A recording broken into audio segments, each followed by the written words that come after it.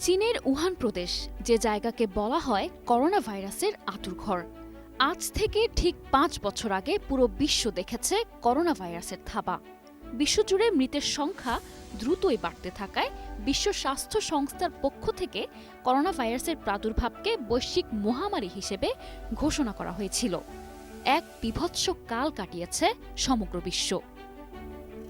করোনার পর নতুন ভাইরাসের ঢেউ ফের ছড়িয়ে পড়বে চীন থেকে, এমন তথ্যই সোশ্যাল মিডিয়ায় বেশ কয়েকদিন ধরেই ঘুরপাক খাচ্ছে। ইতোমধ্যে সোশ্যাল মিডিয়ায় ভাইরাল হয়েছে চীনের হাসপাতালগুলোর ভিডিও। করোনার প্রায় ৫ বছর পর চীনে আবার হিউম্যান মেটানিউমোভাইরাস HMPV সহ একাধিক ভাইরাস ছড়িয়ে পড়েছে ব্যাপক হারে। করোনার সময়ে হাসপাতালে যেভাবে ভিড় তৈরি হয়েছিল, একই পরিস্থিতি তৈরি হয়েছে HMPVর প্রাদুর্ভাবেও। এই ভাইরাস মানুষের শরীরে থাবা বসাচ্ছে দ্রুত হারে। শিশু এবং বয়স্করা আক্রান্ত হচ্ছেন খুবই দ্রুত। হালকা জ্বর, কাশি, ঠান্ডা লাগার মতো উপসর্গ দেখা দেয়। ইতোমধ্যে চীনের বিভিন্ন প্রদেশে ছড়িয়ে পড়েছে এই HMPV।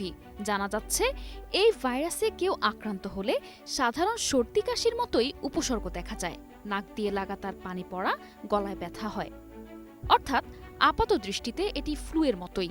তবে শিশু ও বয়স্কদের ক্ষেত্রে তা রীতিমতো প্রাণঘাতী হতে পারে।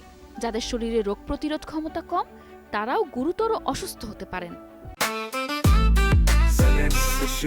জেনেক্সে শিফট করো, লাইফকে লিফট করো। এ এক নতুন আতঙ্ক বিরাজ করছে বর্তমানে। চীনের পাশাপাশি জাপানেও এর প্রাদুর্ভাব বেড়েছে। চীনে প্রতিনিয়ত HMPV প্রকট হয়ে উঠলেও এখন পর্যন্ত বিশ্ব স্বাস্থ্য সংস্থা কিংবা দেশটির সরকার সতর্কতা জারি করেনি। প্রায় ২ দশক আগে প্রথমবারের মতো HMPV ভাইরাস উপস্থিতি জানান দিলেও এখন পর্যন্ত এর টিকা আবিষ্কার হয়নি।